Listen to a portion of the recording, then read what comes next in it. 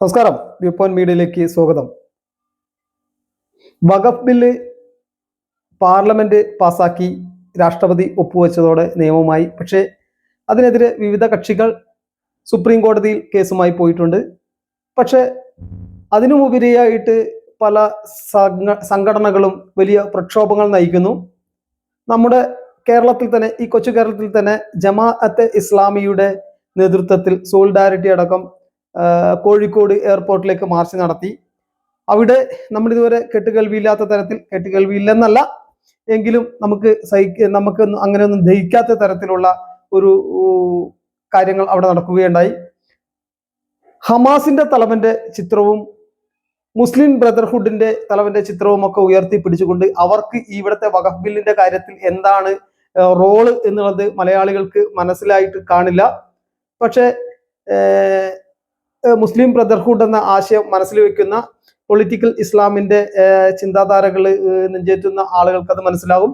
എന്തായാലും അത്തരം പ്രക്ഷോഭങ്ങൾ നടന്നു.